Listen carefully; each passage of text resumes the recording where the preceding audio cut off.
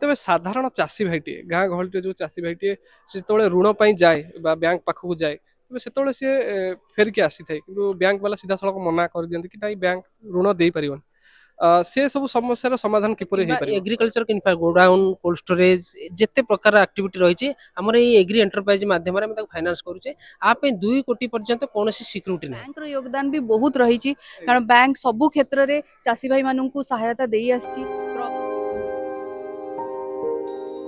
ତେବେ ଦର୍ଶକ ବନ୍ଧୁ ଷ୍ଟେଟ୍ ବ୍ୟାଙ୍କ ଅଫ୍ ଇଣ୍ଡିଆ କ'ଣ ଚାଷୀ ଭାଇମାନଙ୍କୁ ସୁବିଧା ସୁଯୋଗ ଯୋଗାଇ ଦେଉଛି ସେ ସମ୍ବନ୍ଧରେ ଜାଣିବା। ଆମ ସହିତ ଜଣେ ସାର୍ ଦୁଇ ଜଣ ସାର୍ ଉପସ୍ଥିତ ଅଛନ୍ତି। ସାର୍ ନମସ୍କାର, ଆମ ଚ୍ୟାନେଲ କୃଷକ ସାଥୀ ଓଡ଼ିଶାକୁ ସ୍ୱାଗତ କରୁଛି। ତେବେ ଏସ୍ବିଆଇ କ'ଣ ଚାଷୀ ଭାଇମାନଙ୍କୁ ସୁବିଧା ସୁଯୋଗ ଯୋଗାଇ ଦେଉଛି ସେ ସମ୍ବନ୍ଧରେ ଦର୍ଶକ ଷ୍ଟେଟ୍ ବ୍ୟାଙ୍କ ଅଫ୍ ଇଣ୍ଡିଆ ଆପଣ ଜାଣିଥିବେ ଦେଶର ଅଗ୍ରଣୀ ବ୍ୟାଙ୍କ ହିସାବରେ ପରିଚିତ। ଆଉ ଷ୍ଟେଟ୍ ବ୍ୟାଙ୍କ ଅଫ୍ ଇଣ୍ଡିଆ କୃଷକଙ୍କ ସବୁବେଳେ କୃଷକଙ୍କ ସାଥିରେ ଏବଂ ତାଙ୍କର ଯାହା ଆବଶ୍ୟକତା ଚାଷ ପାଇଁ ହଉ କି ଆପଣଙ୍କର ଏନି ଚାଷ ଧାନ ଚାଷ ହଉ ବିରି ଚାଷ ହଉ କି ମୁଗ ଚାଷ ହଉ କି ମାନେ ଇନଭେଷ୍ଟମେଣ୍ଟ ଆଲାଏଡ୍ ଆକ୍ଟିଭିଟିଜ୍ ଲାଇକ୍ ଆପଣଙ୍କର ଡାଇରୀ ହେଲା ପୋଲ୍ଟ୍ରି ହେଲା ଆପଣଙ୍କର ରାଇସ୍ ପ୍ରୋସେସିଂ ହେଲା କି ଏନି ମାନେ ଲୋନ୍ ଦରକାର ତାଙ୍କର ଯାହା ବ୍ୟାଙ୍କ ସବୁବେଳେ ତାଙ୍କ ପାଇଁ ସାଥୀ ହେଇକି ରହିଛି। ଆଉ ତାଙ୍କୁ ସବୁ ପ୍ରକାରର ଫାଇନାନ୍ସ ସୁବିଧା ବି ବ୍ୟାଙ୍କ ରଖିଛି। ଆଉ ସେଥିପାଇଁ ଏବେ ବି ଯେଉଁ ପ୍ରଧାନମନ୍ତ୍ରୀଙ୍କ ମୁଦ୍ରା ଯୋଜନା ଅଛି ସେଥିରେ ବି ଜଣେ 10 ଲକ୍ଷ ପର୍ଯ୍ୟନ୍ତ ବିନା କୋଲାଟରାଲରେ ନେଇପାରିବ। ତେଣୁ ଏଇ ସବୁ ସୁବିଧା ତାଙ୍କ ପାଇଁ ରହିଛି। ଆଉ ତା ପାଇଁ ମଧ୍ୟ ଆମର ବ୍ୟାଙ୍କରେ ଯେମିତି ମାନେ ବିଭିନ୍ନ ପ୍ରକାର ମାନେ ଆମର ଯେମିତି ଫିଟ୍ ଅନ୍ ଷ୍ଟ୍ରିଟ୍ ଆମର ଷ୍ଟାଫ୍ ମାନେ ଯାଇକି ଡାଇରେକ୍ଟ କୃଷକମାନଙ୍କ ସହିତ ମିଶୁଛନ୍ତି, ତାଙ୍କ ସହିତ ତାଙ୍କର କ'ଣ ରିକ୍ୱାରମେଣ୍ଟ ସେଇଟା ବୁଝୁଛନ୍ତି ଏବଂ ତାଙ୍କର ଫାଇନାନ୍ସିଆଲ ସଲ୍ୟୁସନ୍ ମଧ୍ୟ ସମାଧାନ କରୁଛନ୍ତି। ତେବେ ସାର୍ ଆମେ ଜାଣିବା ପାଇଁ ଚାହିଁବୁ କୋଉ କୋଉ ଚାଷ ପାଇଁ ଚାଷୀ ଭାଇ ମାନେ ବ୍ୟାଙ୍କରୁ ଫାଇନାନ୍ସ ନେଇପାରିବେ? କୋଉ କୋଉ ଆମର ଅ, ସାଧାରଣ ଚାଷ ନା ବଡ଼ ଉଦ୍ୟୋଗ ପାଇଁ? ହଁ ନାଇଁ ଆମର ବ୍ୟାଙ୍କରେ ସାଧାରଣ ଚାଷଠୁ ଆରମ୍ଭ କରି ବଡ଼ ଉଦ୍ୟୋଗ ଶିଳ୍ପପତିଙ୍କ ଯେଉଁମାନେ କୃଷି କ୍ଷେତ୍ରରେ ଶିଳ୍ପ ଅନୁଷ୍ଠାନ ଭାବରେ କାର୍ଯ୍ୟ କରୁଛନ୍ତି ସମସ୍ତଙ୍କ ପାଇଁ ଲୋନ୍ ଅଛି। ଜେନେରାଲି ଭାରତୀୟ ଷ୍ଟେଟ୍ ବ୍ୟାଙ୍କ ହଉ ଯେକୌଣସି bank public sector private bank normal କୃଷି କ୍ଷେତ୍ରକୁ ଗଲେ କେସିସି କିଷାନ କ୍ରେଡିଟ୍ କାର୍ଡ ଦିଆଯାଉଥିଲା। ଏଟା ଚିରାଚରିତ ପ୍ରଥା ହିସାବରେ କିଷାନ କ୍ରେଡିଟ୍ କାର୍ଡ ନେଇକି ଋଣ ଦେଉଥିଲେ। କିନ୍ତୁ ଆଜିର ଯେଉଁ ଶୈଳୀରେ ଚାଷ କରାଯାଉଛି, ଆଜିର ଯେଉଁ ସାଇଣ୍ଟିଫିକ୍ ମେଥଡ଼ରେ ବା ଇମ୍ପ୍ରୁଭଡ୍ କଲଚରାଲ ପ୍ରାକ୍ଟିସରେ ଯେଉଁ ଚାଷ କରାଯାଉଛି ସେ ଦୃଷ୍ଟିକୁ ଚାହିଁଲେ ଆଗରୁ ଯେଉଁ କିଷାନ କ୍ରେଡିଟ୍ ମାଧ୍ୟମରେ ଯେଉଁ ଫାଇନାନ୍ସ ମିଳୁଥିଲା ସେ ଭିତରେ ବହୁତ ଗ୍ୟାପ୍ ଅଛି। ଆଗରୁ 20-40 ହଜାର ଟଙ୍କା ଧାନ ଚାଷ ପାଇଁ 20 ହଜାର ଟଙ୍କା 25 ହଜାର ଟଙ୍କା ଦିଆହେଉଥିଲା। ଏବେ ଉନ୍ନତ ମେଥଡ଼ରେ ଯେଉଁ ଚାଷ କରାଯାଉଛି ସାଇଣ୍ଟିଫିକ୍ ମେଥଡ଼ରେ ପଲି ହାଉସ୍ ହଉ କିମ୍ବା ପ୍ୟାଡ଼ିର ଶ୍ରୀ ମେଥଡ଼ ହଉ, ତ ଏଇ ଯେଉଁ ନୂଆ ସାଇଣ୍ଟିଫିକ୍ ମେଥଡ଼ କହୁଛି ତା ପାଇଁ ବହୁତ ଗୁଡ଼ାଏ ଅର୍ଥ ଦରକାର। ସେ ଅର୍ଥ ଦେବାକୁ ଗଲେ ଆମର ବ୍ୟାଙ୍କ 2ଟି ପ୍ରଡକ୍ଟ ତିଆରି କରିଛି। ଗୋଟେ ହେଉଛି ଏଗ୍ରି ଏଣ୍ଟରପ୍ରାଇଜ ଲୋନ୍, ଆଉ ଗୋଟେ ହେଉଛି କିଷାନ ସମୃଦ୍ଧି ଋଣ। କିଷାନ ସମୃଦ୍ଧି ଋଣ କେବଳ ଯେଉଁଟାକି ଇମ୍ପ୍ରୁଭଡ୍ ମେଥଡ଼ରେ ବା ସାଇଣ୍ଟିଫିକ୍ ମେଥଡ଼ରେ ଚାଷ କରାଯାଉଛି ତା ପାଇଁ ଲୋନ୍। ସେଥିରେ ଚାଷ ଦୈନନ୍ଦିନ କୌଣସି ଗୋଟେ କ୍ରପ୍ କଲ୍ଟିଭେସନ୍ ହଉ କି ପଲି ହାଉସ୍ ଭିତରେ କୌଣସି ଫୁଲ ଚାଷ ହଉ କିମ୍ବା କୌଣସି ଧାନ ପଲି ହାଉସ୍ ଭିତରେ କ୍ୟାପ୍ସିକମ୍ କଲର୍ଡ କ୍ୟାପ୍ସିକମ୍ କୌଣସି ପ୍ରକାର ହାଇ ଏକ୍ସୋଟିକ୍ ଭେଜିଟେବୁଲ୍ ବା ଲିଫି ଭେଜିଟେବୁଲ୍ ପନିପରିବା ଚାଷ ପତ୍ର ଶାଗ ଚାଷ ବର୍ଷକ 12 ମାସର ଶାଗ ଚାଷ କରିହେବ ପଲି ହାଉସ୍ ଭିତରେ। ତା ପାଇଁ ସ୍ପେସିଫିକ୍ କିଷାନ ସମୃଦ୍ଧି ଋଣ ଅଛି। କିମ୍ବା ହର୍ଟିକଲଚର ଫ୍ରୁଟ୍ କଲ୍ଟିଭେସନ୍ ପାଇଁ କିଷାନ ସମୃଦ୍ଧି ମାଧ୍ୟମରେ ରିକରିଂ କଷ୍ଟ କେସିସିର ଟିକେ ଇମ୍ପ୍ରୁଭଡ୍ କେସିସି ତା ଦେହରେ 5 ଲକ୍ଷରୁ ନେଇକି 100 କୋଟି ପର୍ଯ୍ୟନ୍ତ 50 କୋଟି ପର୍ଯ୍ୟନ୍ତ ଲୋନ୍ ଦେଇହେବ। ତେବେ ସାଧାରଣ ଚାଷୀ ଭାଇଟିଏ ଗାଁ ଗହଳିରେ ଯୋଉ ଚାଷୀ ଭାଇଟିଏ ସେ ଯେତେବେଳେ ଋଣ ପାଇଁ ଯାଏ ବା ବ୍ୟାଙ୍କ ପାଖକୁ ଯାଏ ତେବେ ସେତେବେଳେ ସିଏ ଫେରିକି ଆସିଥାଏ କିନ୍ତୁ ବ୍ୟାଙ୍କ ବାଲା ସିଧାସଳଖ ମନା କରିଦିଅନ୍ତି କି ନାଇଁ ବ୍ୟାଙ୍କ ଋଣ ଦେଇପାରିବନି। ସେ ସବୁ ସମସ୍ୟାର ସମାଧାନ କିପରି ହେଇପାରିବ?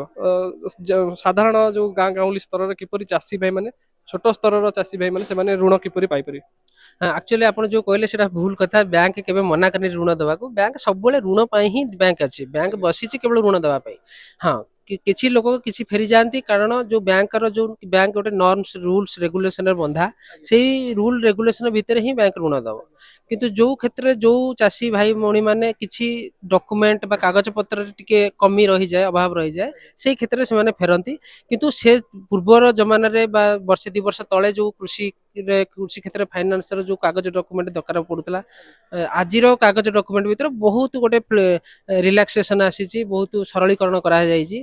ଆଗରୁ ଥିଲା କାଗଜ ଦେବେ ଡକ୍ୟୁମେଣ୍ଟ ଦେବେ ତା ସହିତ ସିକ୍ୟୁରିଟି କିଛି ନଦେଲେ ବ୍ୟାଙ୍କରୁ ଲୋନ୍ ପାଉନଥିଲା ଗୋଟେ ସାଧାରଣ ଚାଷୀଟିଏ କିନ୍ତୁ ବର୍ତ୍ତମାନ ଯଦି ଆପଣ ଦେଖିବେ ବିନା କୌଣସି ସିକ୍ୟୁରିଟିରେ ଆମେ ଆପଣ ଗୋଟେ ବଡ଼ ଏକ୍ଜାମ୍ପଲ ଦେଖିବେ ଏସ୍ଏଚଜି ଗ୍ରୁପ ମହିଳା ମା ମାନଙ୍କର ଯୋଉ ଗ୍ରୁପ ଅଛି ଗ୍ରୁପ ମାଧ୍ୟମରେ ଆମେ 20 ଲକ୍ଷ ଟଙ୍କା ପର୍ଯ୍ୟନ୍ତ କୌଣସି ପ୍ରକାର ସିକ୍ୟୁରିଟି ନାହିଁ 20 ଲକ୍ଷ ପର୍ଯ୍ୟନ୍ତ କୌଣସି ଗ୍ରୁପ ନେଉଥିଲା ଆଉ ଯୋଉମାନଙ୍କର ଚାଷ ଯୋଉ ଛୋଟ ଚାଷୀଙ୍କ କଥା କହୁଥିଲେ ଯୋଉମାନଙ୍କର ଲ୍ୟାଣ୍ଡ ନାହିଁ ଚାଷ କରିବା ପାଇଁ ସେମାନେ ଭାଗ୍ୟ ଚାଷୀ ମାଧ୍ୟମରେ ଭାଗ ଚାଷ କରୁଛନ୍ତି ସେମାନଙ୍କୁ ମଧ୍ୟ ଆମର ଜେଏଲଜି ମଡେଲରେ ଜଏଣ୍ଟ ଲାଇବିଲିଟି ଗ୍ରୁପ ମଡେଲରେ ମଧ୍ୟ 5-10 ଲକ୍ଷ ପର୍ଯ୍ୟନ୍ତ ବିନା ସିକ୍ୟୁରିଟିରେ ଲୋନ୍ ଦିଆଯାଉଛି ପର ଜେଏଲଜି ମେଥଡରେ ପର ଇଣ୍ଡିଭିଜୁଆଲ 50,000 ଯେତିକି ଜଣ ଥିବେ 10 ଜଣ ଥିଲେ 50,000 ଗୁଣନ 10 5 ଲକ୍ଷ ପର୍ଯ୍ୟନ୍ତ ଲୋନ୍ ବିନା କୌଣସି ସିକ୍ୟୁରିଟିରେ କିନ୍ତୁ ଆମର ଯୋଉ ଏଗ୍ରି ଏଣ୍ଟରପ୍ରାଇଜ ଲୋନ୍ ଏଇ ଯୋଉ ପ୍ରଡକ୍ଟଟି ଅଛି ଏଗ୍ରି ଏଣ୍ଟରପ୍ରାଇଜ ଲୋନ୍ ଏଥିରେ ହଉଛି ଇନଫ୍ରାଷ୍ଟ୍ରକ୍ଚର ମୋଷ୍ଟଲି ଓରିଏଣ୍ଟେଡ ଆପଣ ଗାଁରେ ଗୋଟେ ଧାନ କଳ କରନ୍ତୁ ଗାଁରେ ଗୋଟେ ଅଟା କଳ କରନ୍ତୁ ବା କୌଣସି ତେଲ ପେଡ଼ା ମେସିନ୍ ଯୋଉ ରହିଛି ଟ୍ରାଡିସନାଲ ମେଥଡକୁ ପ୍ରମୋଟ କରାଯାଉଛି ତେଲ ପେଡ଼ା ମେସିନ୍ ହଉ ତା ସହିତ ସହିତ କିମ୍ବା ଏଗ୍ରିକଲଚର ଗୋଡାଉନ୍ କୋଲ୍ଡ ଷ୍ଟୋରେଜ ଯେତେ ପ୍ରକାର ଆକ୍ଟିଭିଟି ରହିଛି ଆମର ଏଇ ଏଗ୍ରି ଏଣ୍ଟରପ୍ରାଇଜ ମାଧ୍ୟମରେ ଆମେ ତାକୁ ଫାଇନାନ୍ସ କରୁଛେ ଆ ପାଇଁ 2 କୋଟି ପର୍ଯ୍ୟନ୍ତ କୌଣସି ସିକ୍ୟୁରିଟି ନାହିଁ କିଏ ଜଣେ ଯଦି ଶିଳ୍ପ କିଛି ଏଗ୍ରି ଏଣ୍ଟରପ୍ରାଇଜ କିଛି ଗରିବ ଶିଳ୍ପ ବସିବାକୁ ଚାହୁଁଛି 2 କୋଟି ପର୍ଯ୍ୟନ୍ତ ବିନା କୌଣସି ସିକ୍ୟୁରିଟିରେ ଆମେ ଲୋନ୍ ଦଉଛୁ ତେବେ ସାର୍ ଯୋଉ ଋଣ ପାଇଁ ଗୋଟେ ସାଧାରଣ ଚାଷୀ ଏଇ କ୍ରାଇଟେରିଆ ବିଷୟରେ ଜାଣି ରଖିବା ଉଚିତ ତେବେ ଋଣ ପାଇଁ ଗୋଟେ ସାଧାରଣ ଚାଷୀ ପାଇଁ କ୍ରାଇଟେରିଆ କ'ଣ ସେ କୋଉ କ୍ରାଇଟେରିଆ ଦେଇକି ସେ ଗୋଟେ ଋଣ ପାଇପାରିବ ସେ ସମ୍ବନ୍ଧରେ ଆମ ଦର୍ଶକମାନଙ୍କୁ ବେସିକ୍ କ୍ରାଇଟେରିଆ ହେଉଛି ତାଙ୍କର ଆଧାର କାର୍ଡଟିଏ ଥିବ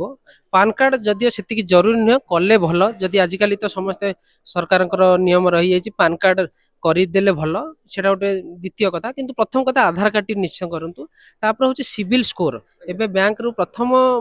କିଛି କ୍ଷେତ୍ରରେ ଲୋକ କଟି ଯାଉଛନ୍ତି ଏଲିଜିବଲ ହଉନାହାନ୍ତି ଲୋନ୍ ପାଇବାକୁ ସିବିଲ୍ ପରେ CIBIL ଗୋଟେ ଋଣ ନେଲେ ତାର ଅର୍ଥ ହେଉଛି ଯୋଉମାନେ ଋଣ ନିଅନ୍ତି ତାଙ୍କର ଗୋଟେ ଡକୁମେଣ୍ଟ ମେଣ୍ଟେନ କରାହଉଛି ସବୁ ବ୍ୟାଙ୍କ ଲେବୁଲରେ ତାଙ୍କର ଗୋଟେ ସ୍କୋର ଦିଆହଉଛି ଯିଏ ଯେତେ ଋଣ ନେଇକି ଯେତେ ପରିଶୋଧ କରିବ ତା ସ୍କୋର ସେତେ ବଢିଆ ହବ ତ ସ୍କୋର ବଢିଆ ହେଲେ 650 ଆମ ବ୍ୟାଙ୍କ ଧରୁଛି 650 ରୁ ଅଧିକା ସ୍କୋର ରହିଲା ତାହେଲେ ଆମେ ତାକୁ ଭଲ କଷ୍ଟମର ବୋଲି ମାନୁଛୁ ଆଉ ତାଙ୍କୁ ଋଣ ଦେବାରେ ଆମେ ବହୁତ ଆଗ୍ରହ ପ୍ରକାଶ କରୁଛୁ ବ୍ୟାଙ୍କ ତ 650 ମେଣ୍ଟେନ ଦେବା ଜରୁରୀ ଯୋଉମାନଙ୍କର ସ୍କୋର -1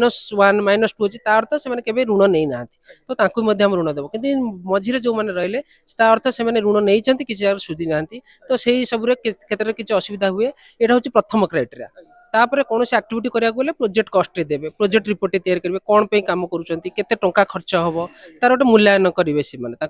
ତାପରେ ଦେବେ ସେଇ ଅନୁସାରେ ଆମେ ତାଙ୍କର କିଛି କଣ୍ଟ୍ରିବ୍ୟୁସନ ରହିବ ଫାର୍ମର ନିଜର କିଛି କଣ୍ଟ୍ରିବ୍ୟୁସନ ରହିବ ଆଉ ବ୍ୟାଙ୍କ କିଛି କଣ୍ଟ୍ରିବ୍ୟୁସନ ଦବ ତାଙ୍କର ପାଖାପାଖି 10% ରୁ 20% ତାଙ୍କର ଖର୍ଚ୍ଚ ଲଗେଇବେ କୌଣସି ପ୍ରୋଜେକ୍ଟ କଲେ ଆଉ 70-80% ରୁ 90% ଆମ ବ୍ୟାଙ୍କ ତାଙ୍କୁ ଲୋନ୍ ଦବ ସୋ ଦ୍ୟାଟ ଗୋଟେ ପ୍ରୋଜେକ୍ଟ ତିଆରି ହେଇପାରିବ ମୋ ନାଁ ଅନୁପମା କର ମୁଁ state bank institute of rural banking ହାଇଦ୍ରାବାଦରୁ ଆସିଛି मोर गोटे पोस्टर प्रेजेंटेशन ये थिला आम ये स्टल लगेचु कि सबू आम चाषी भाई मैंने विजिट करेंगे और जानवे कि बैंक कौन कौन करुच्ची आज का डेट्रे जो आम देखा एग्रीकल्चर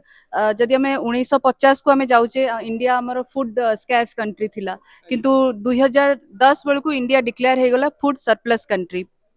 सो ये बैंक रो योगदान भी बहुत रही कारण बैंक सबू क्षेत्र में चाषी भाई मानू सहायता दे आसी क्रॉप केसीसी प्रोडक्ट है सर जमी आम कहले एल प्रोडक्ट केएसआर प्रोडक्ट नुआ नुआ प्रोडक्ट इनोवेशन केवल चाष नुह अलाइड एक्टिविटी जमती आपनकर पोल्ट्री डेयरी यही सब अन्य क्षेत्र में बैंक पाखे प्रोडक्ट्स अच्छी जो कि आम चाषी भाई मानू हेल्प करूँ आउ मु जो इंस्टीट्यूट रे काम कर state bank institute of rural banking Hyderabad सेटा बेसिकली गोटे ट्रेनिंग इंस्टीट्यूट जोटा बैंकर्स मानू ट्रेनिंग दिया होची